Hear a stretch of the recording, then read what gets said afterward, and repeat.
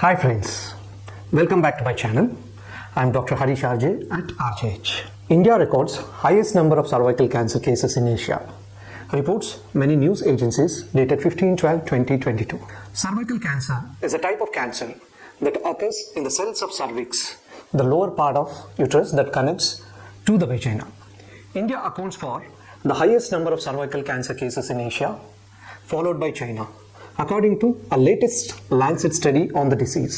The research revealed that out of the 40% of total deaths from cervical cancer, 23 occurred in India and 17% in China. More than 58% of all cases of cervical cancer globally were estimated in Asia, followed by Africa 20%, Europe 10%, and Latin America 10%.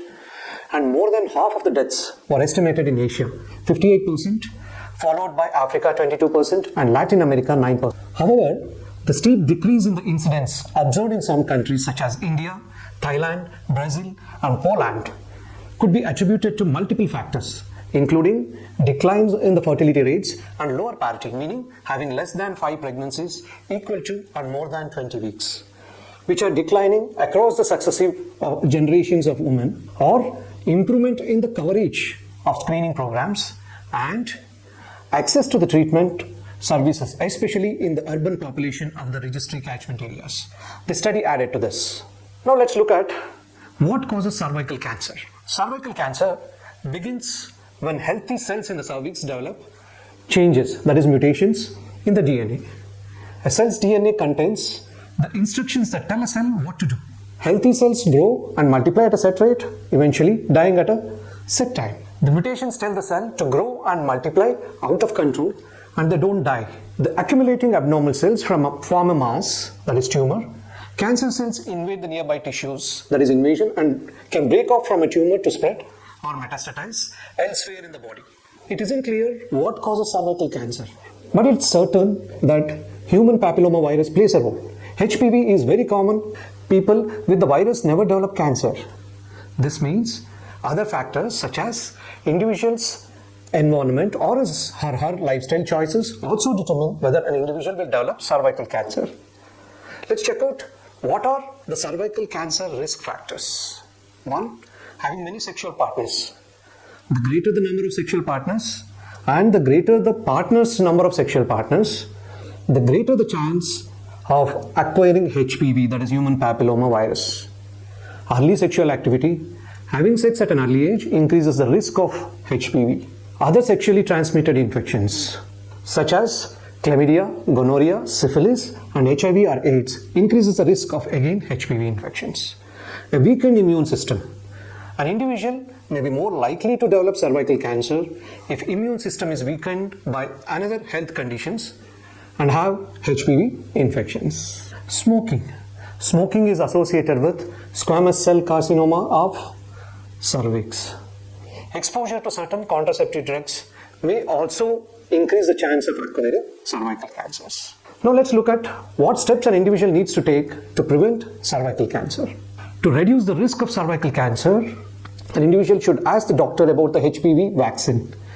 Receiving a vaccination to prevent HPV infection may reduce the risk of cervical cancer and other HPV related cancers. Ask your doctor whether an HPV vaccine is appropriate for that particular individual.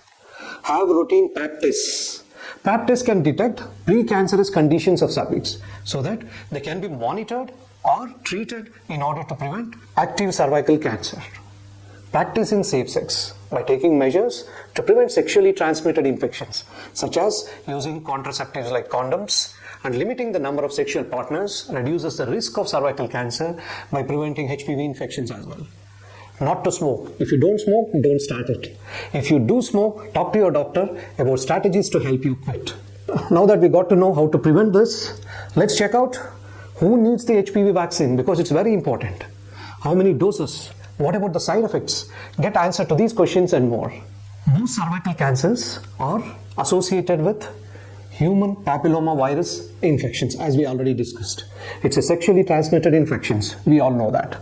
Widespread immunizations with the HPV vaccine could reduce the impact of cervical cancers and other cancers caused by HPV worldwide. Here is what you need to know about the HPV vaccines. HPV, there are multiple strains. This vaccine contains common HPV strains. What does the HPV vaccine do? Various strains of HPV spread through sexual contact and are associated with most cases of cervical cancer. This vaccine prevents most cases of cervical cancer if the vaccine is given before girls or women are exposed to the virus. This vaccine can also prevent vaginal and vulvar cancer. In addition, the vaccine can prevent genital warts, anal cancer, and mouth, throat, head and neck cancers in women and men.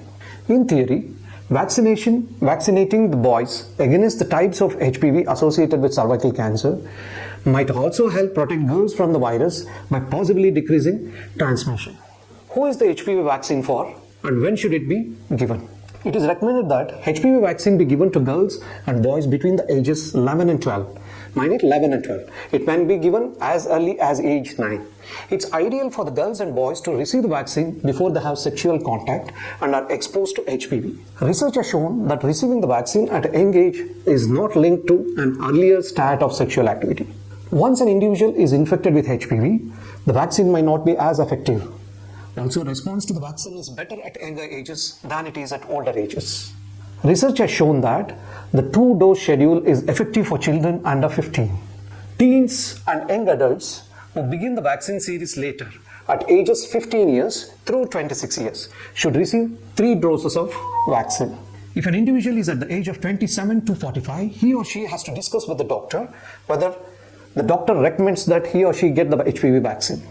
So don't take your own decisions. Who should not get HPV vaccine? What are the contraindications of HPV vaccine? HPV vaccine isn't recommended for pregnant women or people who are moderately or severely ill. Vaccine is not recommended if an individual has severe allergies, including an allergy to yeast or latex. Also, an individual had an allergic reaction to any component of vaccine or to a previous dose of that vaccine, that individual shouldn't get the vaccine. Does the HPV vaccine offer benefits if an individual is already sexually active? Yes. If an individual already have one strain of HPV, he or she could still get benefit from the vaccine because it can protect the individual from other strains that he or she don't yet have. However, none of the vaccines can treat an existing HPV infection. The vaccine protects only from specific strains of HPV an individual haven't been exposed to already. Does the HPV vaccine carry any health risk or side effects? No, not many. The HPV vaccine has been found to be safe in many studies. Overall, the effects are usually mild. The most common side effects are pain in the region of injection, swelling or redness at the site of injection. Sometimes dizziness or fainting can occur after the injection. Remaining seated for 15 minutes after the injection can reduce the risk of fainting. Headache, nausea, vomiting, fatigue or weakness also may occur. Do women who have received the HPV vaccine still need to have pap tests? Definitely yes. The HPV vaccine is not intended to replace pap tests. Routine screening for cervical cancer through regular pap tests remains an essential part of preventive health care. What can you do to protect yourself from cervical cancer if you are not in the age group of the receiving vaccine? HPV spreads through sexual contact, whether it can be oral, vaginal or anal. To protect yourself from HPV, use barrier method of contacts, that is by using condoms every time you have sex. In addition, don't smoke. Smoking raises the risk of cervical cancer. To detect cervical cancer in the earlier stages, see your doctor for regular pap tests. Seek proper medical attention if you notice any of the signs or symptoms of cervical cancer. What are the signs and symptoms? It may be vaginal bleeding after sex, between periods or after menopause, pelvic pain or pain during sex. These are the certain symptoms where you need to go to the doctor and find out whether you require pap test. I hope you like this video. Do like, share, subscribe and comment. If any questions, let's discuss in the comment box below. Bye bye. Take care. Thank you.